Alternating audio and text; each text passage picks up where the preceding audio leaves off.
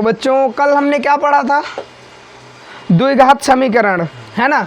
द्विघात समीकरण में हमने द्विघात बहुपद पढ़ा, द्विघात बहुपद के बारे में हमने जानकारी ली, फिर उसके बाद हमने द्विघात समीकरण के बारे में जानकारी ली ना, यही किया था ना हमने। फिर उसके बाद हम पढ़े थे द्विघात समीकरण की जांच करने की विधि, क्या पढ़े थे, द्विघात बहुपद की जांच करने की विधि, है ना। तो अब हम जो अरिहंत से पढ़ते हैं, ठीक है, इस बुक से हम इस बात का ध्यान देते हैं कि जितना हमने इतना पढ़ा, ये मान लो कि 4.1 हो गया टोटल। ये चैप्टर एनसीईआरटी से नहीं है, ये इसका अलग चैप्टर है। तो पहले इसके बारे में थोड़ी सी जानकारी ले लेते हैं 4.1 के बारे में, है ना। 4.1 में क्या है, कितना है ना, इसके बारे में थोड़ी सी पढ़ाई कर लेते हैं। तो आइए देखते हैं, निम्न समीकरणों को मानक रूप में लिखिए। क्या है, सवाल है, पहला सवाल है, इसका है, एनसीईआरटी का नहीं है, ये बात याद रखना। प्रश्नावली 4.1 एग्जाम्पल है, ना कि चैप्टर से, इस बात का आप लोग ध्यान देंगे। तो क्या कह रहा है, पहला, निम्न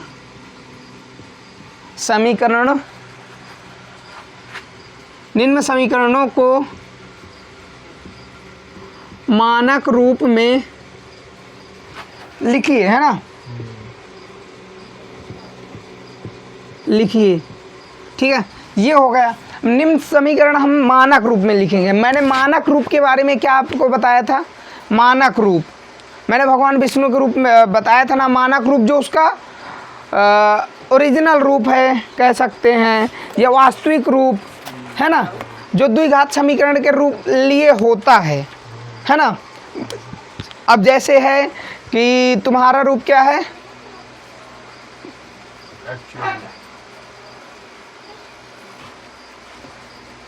तो हमने भगवान विष्णु के बारे में कल आपसे चर्चा की थी। मानक रूप मतलब उनका ओरिजिनल रूप, है ना। भगवान राम के रूप में आए, फिर उनका, लेकिन अगर उनका ओरिजिनल रूप देखा जाए तो भगवान विष्णु है ना। उसी तरह मानक रूप में अब देगा, सवाल दिया है, पहला सवाल दिया है ये 9x + 6x² - 1 बराबर 0 कह रहा है। इसको किसके रूप में दर्शाना है, मानक रूप में। तो हल है, ठीक है, हल में समीकरण ये हो गया, ठीक है। मानक रूप के बारे में क्या बताया था, बढ़ते से घटते क्रम में, है ना, घातों के घटते क्रम को, ठीक है। मानक रूप घातों के घटते क्रम को कहते हैं, यही तो बताया था ना मैंने आपसे। मानक रूप को घातों के घटते क्रम को कहते हैं। अब कैसे घातों के घटते क्रम को, सबसे बड़ी संख्या क्या है, घात में सबसे बड़ी संख्या क्या है, 6x² की स्क्वायर 2 है ना, ये हो गई। फिर प्लस 9x, फिर -1 = 0। इसमें घात वाला कोई बात नहीं है। अब ये आपको लोग को पता है ना, जब किसी चर राशि में कोई घात नहीं होती तो हमेशा एक की घात लगी होती है। नहीं समझ में आ रहा है, जब किसी चर राशि में, आपको ये भी पता है कि वास्तविक संख्याओं में कभी घात लगती नहीं है। वास्तविक संख्या मैंने आपसे बताया था 1 2 3 बटे में जो होती हैं परिमेय अपरिमेय संख्याएं, है ना, पूर्ण संख्या, पूर्णांक, प्राकृतिक, ये सारी चीज़ें क्या है, वास्तविक संख्याएं हैं। और क्या कहते हैं, चर अचर, ये वाली संख्याएं, ठीक है, चर संख्याएं ये। तो चर संख्याओं में क्या है कि अगर किसी चर संख्या में घात ना लगी हो, ठीक है, तो उसमें हमेशा एक की घात लगी होती है। तो देखो दो इसमें थी 2 की घात, तो सबसे पहले ये हो गई, फिर ये हो गई। अब इसमें एकों की घात नहीं है ना। और आपको ये पता होना चाहिए, देखो ये मैंने बता दिया आपको, ये तो घात दिख रही है कि कितनी घातें हो गई, है ना। अब इसमें एक घात हो गई। अब मान लो किसी समीकरण में घात मतलब चर संख्या का गुणा ना हुआ हो अचर संख्या से, और अचर संख्या रखी हो, तो जैसे 1x रखा है, सॉरी 1 रखा है, तो हम उसको 1x 0 लगा सकते हैं। अब आपको ये पता होना चाहिए जब x की घात में 0 लगा रखा रहता है तो मान कितना होता है, 1 होता है। पता है ये बात, आपसे डिस्कशन हुआ था 9th में, है ना, कि जब किसी घात के ऊपर शून्य लगा दिया जाता है तो 1 होता है। अब जैसे 1 है, इसमें घात 1 है, घात का मान 1 है तो 1 हो गया, बराबर मान 1 आ गया। ये बात आपको पता है, याद रखने वाली चीज़ें हैं, है ना। तो अब देखो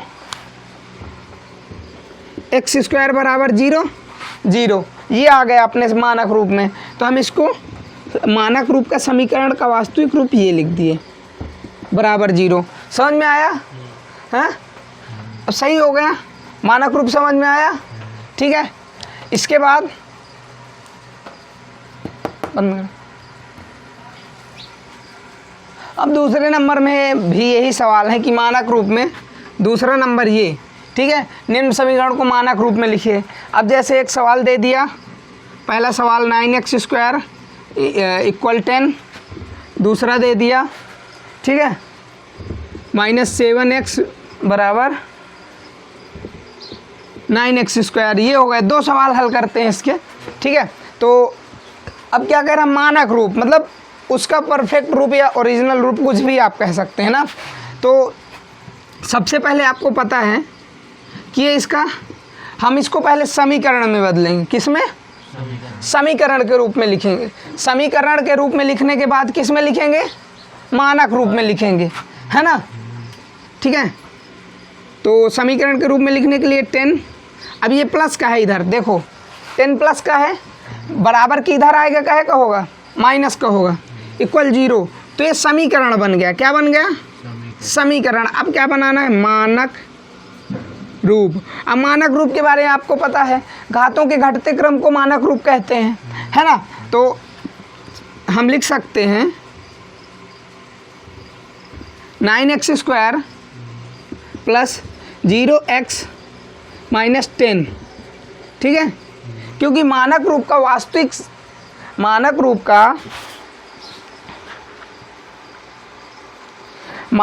का व्यापक रूप क्या है, मानक रूप या द्विघात बहुपद का व्यापक रूप क्या है, ठीक है, व्यापक रूप क्या है, ax² + bx + c = 0। ये द्विघात समीकरण हो गया, ठीक है। अब ये इसका व्यापक रूप क्या है, ये ax² + bx + c, ठीक है। अब व्यापक रूप हमें लिखने के लिए क्या करेंगे, ax² ये हो गया, अब bx का मान भी लिखना पड़ेगा हमें, किस में, मानक रूप के लिए, किसके लिए, मानक रूप के लिए, -10। समझ में आया? तो मानक रूप हम सही से किस तरह रखेंगे, अगर हमें ज़रूरत नहीं है तो हम लिख ऐसे भी सकते हैं, ठीक है, लिख ऐसे सकते हैं 9x² - 10, ठीक है, ये इसका मानक रूप कह सकते हैं, =0।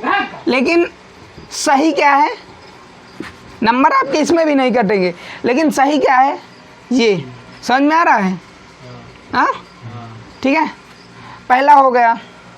तो अब इसके बाद दूसरा क्या है, इधर ये काहे का है, प्लस का है, इधर आएगा काहे का हो जाएगा, -7x - 9x² बराबर 0। तो सबसे पहले हमें इसको किसके रूप में बदलना है, समीकरण के रूप में, समीकरण के रूप में बदलेंगे ना।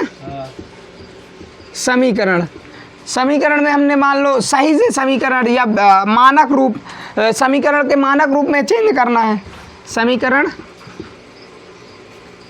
का मानक रूप, ठीक है। तो -9x², ठीक, -7x = 0, ठीक है। पोच कर दो, बंद कर दो। तो देखो समीकरण का मानक रूप, ठीक है, समीकरण का मानक रूप। तो सबसे पहले हम मानक रूप मतलब घटते क्रम में हमने लिख दिया। अब अभी भी हमें कुछ सही नहीं लग रहा है, तो आप लोग को ये पता है कि समीकरण का पहला शब्द या क्या कहते हैं, पद, बहुपद में पद होता है ना, पहला पद माइनस का नहीं होता है। इसके लिए हमें माइनस समीकरण में -1 से गुणा करने पर, -1 से गुणा करने पर हमने -1 से गुणा कर दिया तो -1 से गुणा हुआ तो माइनस माइनस क्या हो गया, प्लस का 9x हो गया, ये माइनस था, प्लस का 7x हो गया इक्वल 0। समझ में आ रहा है। हमने मान लो कि हमने ये और ये, तो हमने माइनस का गुणा किया, ठीक है, माइनस का गुणा इससे किया, प्लस का 9x², ठीक है, फिर माइनस का गुणा इससे हुआ। भाई देखो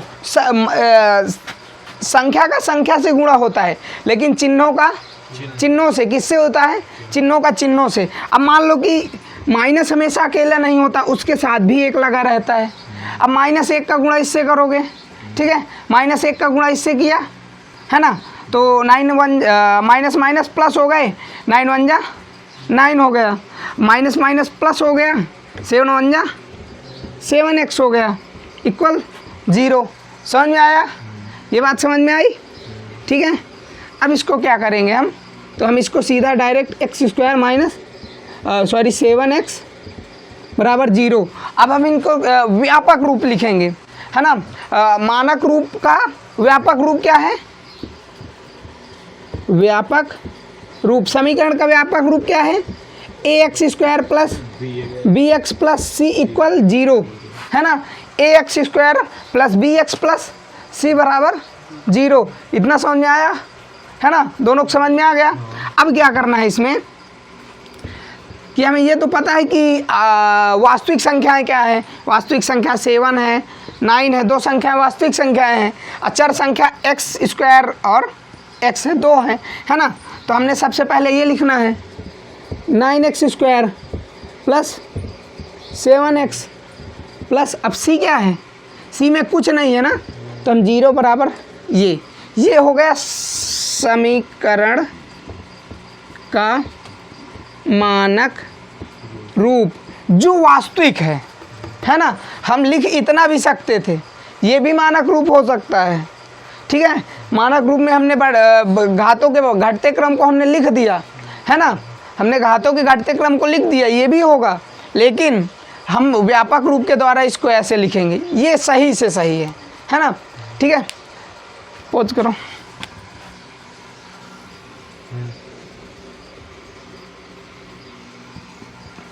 अब इसके बाद हम पढ़ते हैं कि जैसे दे दिया कि जांच कीजिए कि क्या निम्न समीकरण द्विघात समीकरण है। अब चेक करना है कि द्विघात समीकरण है या नहीं है, ठीक है। तीसरा नंबर, जांच कीजिए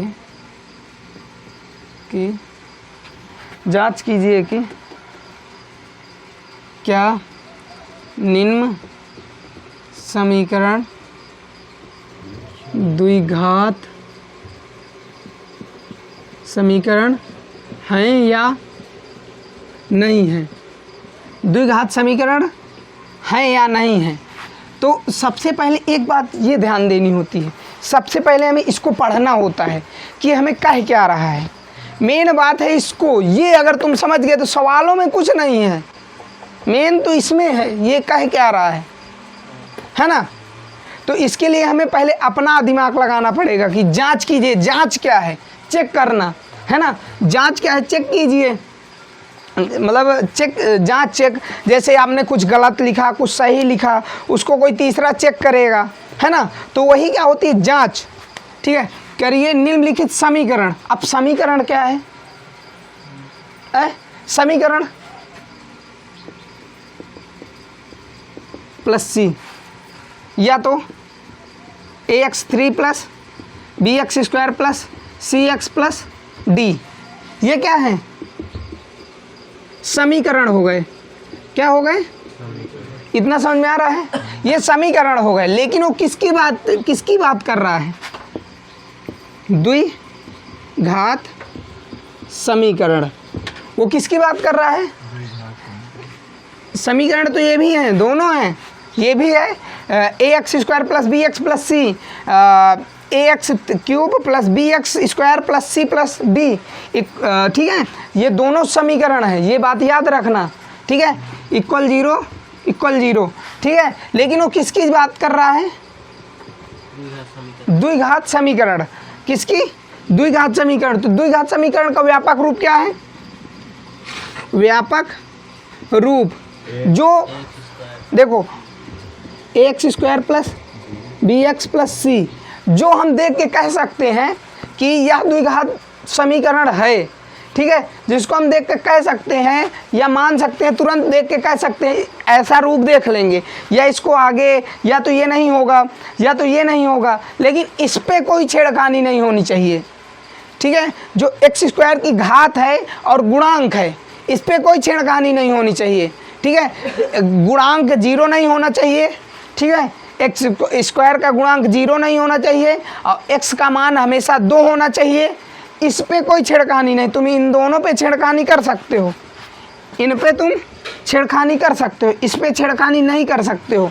अगर ये आपका सही है तो आपका एक ही पद द्विघात बहुपद हो जाएगा, ठीक है, एक ही पद में आपका द्विघात बहुपद हो जाएगा। लेकिन अगर आप इससे छेड़खानी करते हैं तो वो द्विघात बहुपद नहीं होगा, वो क्या रह जाएगा? केवल एक समीकरण रह जाएगा। क्या रह जाएगा? एक समीकरण। समझ में आ रहा है ना?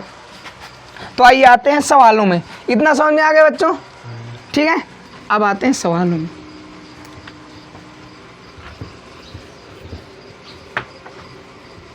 अब इसके सवाल क्या कह रहे हैं ये देखना है। पहला सवाल है 4x + 10 - x स्क्वायर बराबर 0, ठीक है। तो समीकरण रूप में हमें पहले लिखना पड़ेगा, समीकरण का मानक रूप में लिखना पड़ेगा। मानक रूप के बाद हम चेक करेंगे, या तो हम ऐसे तो देख के बता देंगे कि ये द्विघात बहुपद है, क्योंकि पदों की सबसे बड़ी घात क्या है? 2 है, ठीक है। अतः यह एक द्विघात बहुपद है ना। देखो, पदों की सबसे बड़ी घात 2 है, ठीक है। किसकी? देखो, अब ये पता है कि एक पद, द्विपद, 3 पद, ये पद भी आप 9th में पढ़े थे, है ना। पदों के बारे में यह भी आपको पता है कि ये पद हैं, ठीक है। अब पदों का एक जोड़ा क्या कहलाता है? समीकरण कहलाता है ना। तो पदों की सबसे बड़ी घात क्या है? 2 है। अतः जब किसी पद क्या होगा? पदों का मतलब समीकरण। अब समीकरण में सबसे बड़ी घात अगर 2 है तो वह एक द्विघात बहुपद है ना। पदों की सबसे बड़ी घात 2 है, अतः यह एक द्विघात बहुपद है। क्या है ये? अतः यह एक द्विघात बहुपद है। इतना समझ में आया? किसी को कुछ डाउट? समझ में आ रहा है ना? बहुपद क्या है, मतलब द्विघात बहुपद क्या है, ठीक है। लेकिन अगर हम इसको मानक रूप में लिखना चाहें, मानक रूप, है ना, तो सबसे पहले हम क्या करेंगे? -x square. अब देखो, अगर हम यहाँ से संख्या ला रहे हैं, इस बात का याद रखना, अगर हम यहाँ से संख्या ला रहे हैं तो हमें माइनस भी उसका लेके आना पड़ेगा, है ना। जो अगर हम किसी आदमी को लेके आ रहे हैं तो ये मत भूल जाइएगा कि उसका गुण वो छोड़ के आएगा। नहीं समझ में आ रहा है? कि जैसे हम किसी टीचर को बुला रहे हैं, है ना। अब अगर आप सोचें कि हम उसको बुलाएं, अब भाई जिसमें गुण है उसमें अवगुण भी होंगे। अगर वो वहाँ से आएगा तो अपने अवगुण या गुण लेके आएगा। तो माइनस मान लो अवगुण है, प्लस क्या है? गुण हो गए, है ना। इतना समझ में आ रहा है? ठीक है,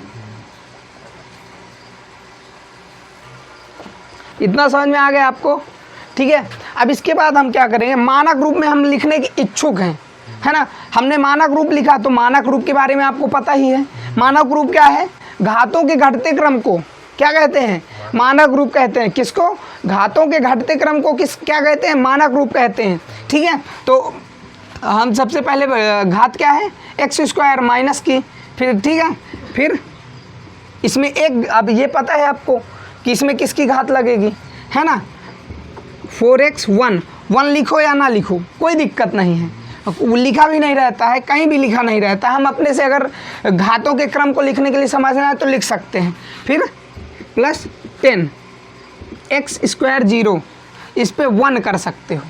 ये इसका मानक रूप है, ओरिजिनल मानक रूप जो एकदम परफेक्ट है ना। इतना समझ में आ रहा है। लेकिन हम इसको नहीं लिखेंगे, हम मज़ा नहीं आएगी हमें, है ना। Minus x square plus 4x plus 10 equal 0। लेकिन हमने आपसे एक बात बताई थी कि बहुपद में या समीकरण का जो पहला पद होता है वो कभी माइनस नहीं होता है, होता भी है। अब हमें काम चलाना है, मतलब हमें अपना मानक रूप रखना है, तो हम सिंपल सा माइनस से गुणा कर देते हैं। समीकरण से -1, समीकरण को -1 से, है ना, गुणा करने पर, -1 से गुणा करने पर -1 into -x square plus 4x plus 10 बराबर 0। तो इसका मान क्या आएगा? -1 का माइनस से वो minus minus plus x square. अब संख्या का गुणा हुआ तो x आएगा, x का 1 से गुणा हुआ तो x आएगा, है ना। अब इससे होगा तो माइनस का गुणा माइनस से हुआ, प्लस हो गया, माइनस ये संख्या है, इस संख्या से हुआ 4x आ जाएगा। अब देखो -1 इंटू प्लस 4x, तो पहले हमने प्लस प्लस का गुणा कर लिया, प्लस माइनस का गुणा कर लिया, प्लस माइनस देखो माइनस प्लस माइनस माइनस, ठीक है। अब इसके बाद संख्या का गुणा संख्या से होगा, संख्या का गुणा संख्या से हुआ तो -1 का गुणा 4x से हुआ 4x, है ना। अब आपको ये बात तो पता है, प्लस गुणे प्लस बराबर प्लस हो गया, माइनस गुणे माइनस बराबर प्लस हो गया, माइनस गुणे प्लस बराबर माइनस, प्लस गुणे माइनस बराबर माइनस, ये आपको पता है ना। तो माइनस प्लस का गुणा हुआ माइनस हो गया, ये प्लस माइनस का गुणा होता माइनस आ जाता, बराबर 0। समझ में आया? ये सवाल, ये व्यापक रूप इसका लिख गया, ठीक है। द्विघात समीकरण में हमने मतलब हमारा काम तो यहीं तक होना था, यहाँ तक होना था। हमने शौक़न, मतलब हम लोग को शौक़ या कुछ भी कह सकते हैं हम लोग, है ना, गांव के भाषा में शौक़न ऐसा कुछ भी, ठीक है। तो इतने में हमारा काम हो गया था, लेकिन हमें सही से जानना है। हमने भाई अब हम मानक रूप पढ़े, मानक रूप का व्यापक रूप है, समीकरण का व्यापक रूप हमें पता है, हमने मानक रूप पढ़ लिया, व्यापक रूप से भी सवाल हल कर लिए, तो हम क्यों छोटी सी कमी करें। बढ़िया सवाल लिख दिया, अच्छा लग रहा है, समझ में भी आएगा, ठीक है। देखो द्विघात बहुपद है, घात की सबसे बड़ी संख्या 2 है, ये अपने पद में है ना, बराबर, हाँ सॉरी यार 10 नहीं रखा था इधर, प्लस सॉरी -10 बराबर 0, ठीक है। बंद करो। अच्छा, अब इन 2 सवालों से आपके मन से बहुत सारे डाउट हटेंगे, है ना। इन 2 सवालों से आपके मन में से जितने डाउट हैं, कुछ मतलब डाउट रहते हैं दिमाग में, जो आपको क्वेश्चन बार बार करते हैं लेकिन आप टीचर से पूछ नहीं पाते हैं, छोटी छोटी चीज़ें रहती हैं जो ना टीचर बताता है ना आप पूछ पाते हैं, है ना। उसके लिए हम लोग क्या करेंगे, तो सबसे पहले हम आते इसको जांच कीजिए कि क्या निम्न समीकरण द्विघात समीकरण है या नहीं। द्विघात समीकरण की बात, अब देखो काम हमारा इतने से हो जाएगा, इतने से कि निम्न बहुपद के समीकरण में, ठीक है, या निम्न समीकरण में, ठीक है, x की घात 2 नहीं है, 2 से कम है या 2 से कम है या 2 से अधिक है, अतः यह द्विघात बहुपद नहीं होगा। लेकिन हम पहले पढ़ेंगे बहुपद, ठीक है। देखो बहुपद का मतलब क्या होता है, जब किसी समीकरण में 2 या 2 से अधिक पद हों। जब किसी समीकरण में 2 या 2 से अधिक पद हों तब वह एक बहुपद कहलाता है। ठीक है, अब ये 2 पद हैं, ये बहुपद रहेंगे, लेकिन अगर कोई कह दे कि ये 0, ये क्या एक बहुपद है? नहीं है। ठीक है, यह एक बहुपद नहीं है, यह एक समीकरण नहीं है। समीकरण को भी यही कहेंगे। जब किसी बहुपद में 2 या 2 से, जब किसी संख्या में 2 या 2 से अधिक पद हों या बहुपद हों, एक पद, 2 पद, 3 पद, ठीक है, ये ऐसे अगर हों तो वह एक समीकरण होगा, है ना। तो आपको पद और समीकरण समझ में आ गए। एक संख्या अगर होगी तो ना वो समीकरण होगा ना वो बहुपद होगा। ठीक है, खाली वो पद होगा। पद का मान 1, ये 2 हो गए। जब 2 होंगे या 2 से अधिक होंगे तब वह एक बहुपद होगा, है ना। अब बहुपद को ही हम क्या बोलते हैं? समीकरण बोलते हैं। इतना समझ में आ रहा है? बहुपद को ही हम क्या बोलते हैं? समीकरण बोलते हैं। तो हम बहुपद के बारे में हमारा डाउट क्लियर हुआ। ठीक है, 2 पद। अब ये जरूरी नहीं है कि यही हो, व्यापक रूप का ही बहुपद हो। व्यापक रूप ax² + bx + c = 0, इसका ही ये बहुपद हो, कतई नहीं होगा, इसका ही बहुपद नहीं होगा। ये भी हो सकता है ax5 + bx4 + c = 0, या ax9 bx + c = 0, ये भी हो सकता है ना। ये बहुपद हो सकते हैं, कई पद हैं इसमें, ये बहुपद हो सकते हैं। ठीक है, अब इसमें द्विघात बहुपद मान लो, ये हम देख के बता सकते हैं, है ना। ठीक है, लेकिन बहुपद का मतलब ये नहीं है कि खाली यही हो, व्यापक रूप जो मतलब समीकरण द्विघात बहुपद हो, है ना। द्विघात के साथ बहुपद जुड़ा है। समीकरण जब 2 या 2 से अधिक पद एक साथ हों, जब 2 या 2 से अधिक पद एक साथ हों, है ना। पद का मतलब जो चर और अचर का गुणांक पद कहलाता है ना। वो तो आपको समझ में आ रहा है। चर और अचर का गुणांक पद कहलाता है, चर और अचर का गुणांक पद कहला दिया। ठीक है, अब जब 2 पद, एक पद ये हो गए, एक पद होगा, जब 2 पद आपस में जुड़े या घटे होंगे तब क्या बनाते हैं? वो बहुपद या समीकरण बनाते हैं। इतना समझ में आया? किसी को कुछ डाउट? ठीक है, तो बहुपद के बारे में आपको पता चला। ठीक है, अब क्या कह रहा है सवाल? इसको जांच करना है। तो हमने लिखा, तो इसका मानक रूप लिखा ही है ना। इसका मानक रूप लिखा ही है, हल 3x - 8 = 0। तो हम इसको क्या लिख सकते हैं? निम्न समीकरण में x की घात 2 से कम है, 2 से कम है। समझ में आ रहा है? 2 से कम है। निम्न समीकरण में x की घात 2 से कम है ना, कम है, अतः यह एक द्विघात बहुपद नहीं है। अतः क्या नहीं है? यह एक द्विघात बहुपद नहीं है। समझ में आ रहा है? दिमाग में किसी को कुछ डाउट है? नहीं है? द्विघात बहुपद समझ में आया? ठीक है, ये हो गया। तो अब हम इसको व्यापक रूप में लिखते हैं। ठीक है, व्यापक रूप में लिखोगे, जितने प्रैक्टिस करोगे साला उतना ही दिमाग से बैठेगा। ठीक है, अब व्यापक रूप हम पढ़े हैं। व्यापक रूप क्या था? ax² + bx + c। ठीक है, अब इसमें क्या नहीं है?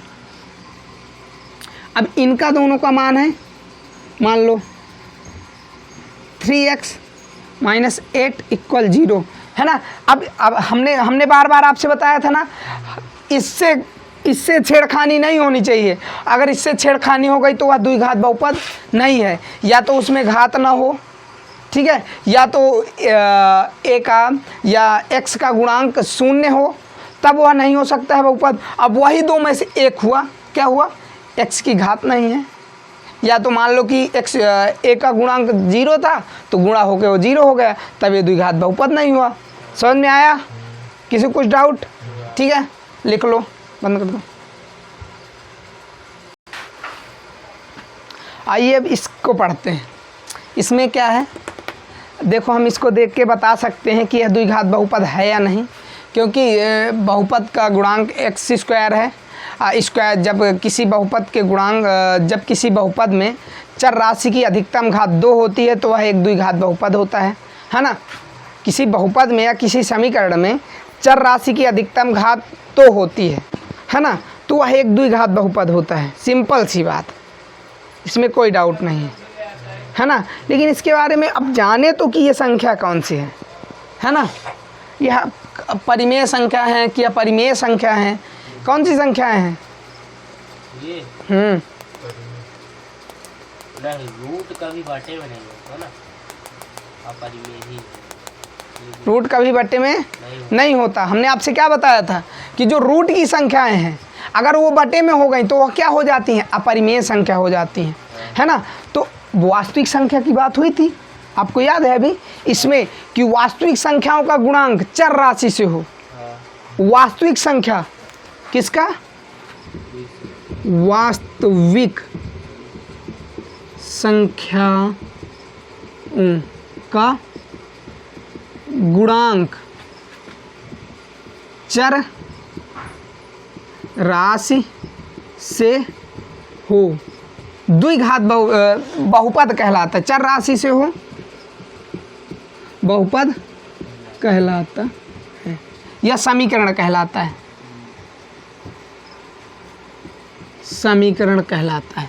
ठीक है, अभी हम समझ रहे हैं या ना, ये ना किसी किताब में है, जो हमारी समझ में है, जो हमने 6 में 7 में 8 में 9 में पढ़े हैं, उसके हिसाब से हम समझ रहे हैं। हम सबसे पहले क्या पढ़े थे, प्राकृतिक संख्या, प्राकृतिक संख्याएं।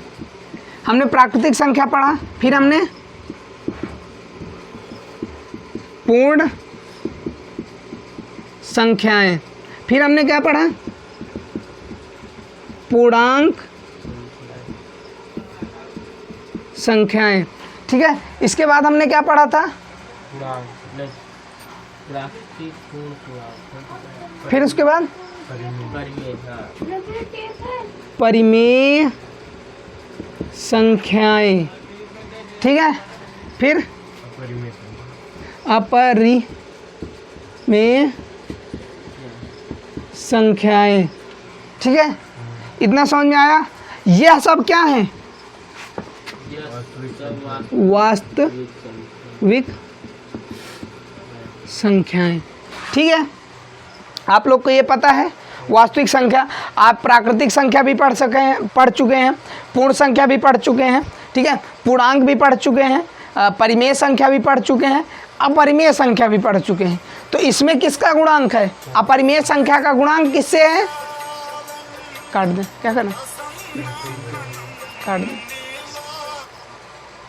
वीडियो बन गया। ठीक है, इतना हो गया। ठीक है, ये समझ में आ रहा है, किसी को कुछ डाउट? ठीक है, हम प्राकृतिक संख्या पढ़ चुके, पूर्ण संख्या पढ़ चुके, पूर्णांक संख्या पढ़ चुके, परिमेय संख्या, अपरिमेय संख्या, वास्तविक संख्या, है ना, ये सारी चीज़ें हम पढ़ चुके हैं। इतना समझ में आ गया। ठीक है, तो अब इसमें किसका गुणांक है, चर संख्या में किसका गुणांक है, अपरिमेय संख्याओं का गुणांक है ना। ये तो मैंने बताया था ना, वास्तविक संख्याएं कैसे क्या कहते हैं, चर संख्या से प्राकृतिक संख्या का गुणा हुआ वो भी चल जाएगा, पूर्ण संख्या का गुणा हुआ वो भी चल जाएगा, पूर्णांक का। लेकिन इन सब का बाप क्या है, वास्तविक संख्या। वास्तविक संख्या का गुणांक है किससे, चर राशि से। और जब चर राशि से वास्तविक संख्या का गुणांक होता है ना, हम लोग पढ़े थे ना कि ऐसे बहुपद जिसमें चर का उच्चतम घातांक, ये नहीं मान लो,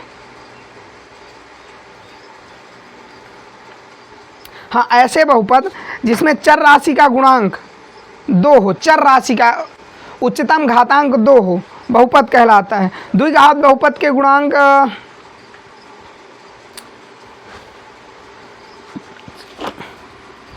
तो वास्तविक संख्या के बारे में समझ में कुछ आया नहीं है? वास्तविक संख्या आप समझ गए क्या है?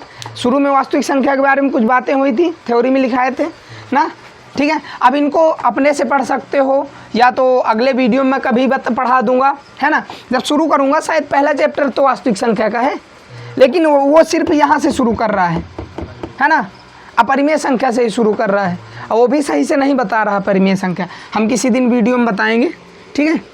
अब इसके बाद आइए सवाल हल करते हैं, ठीक है। सवाल क्या कह रहा है?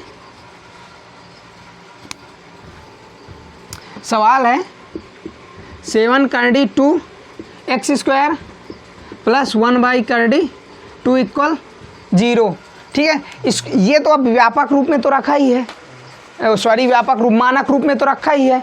हम इसको तुरंत लिख सकते हैं कि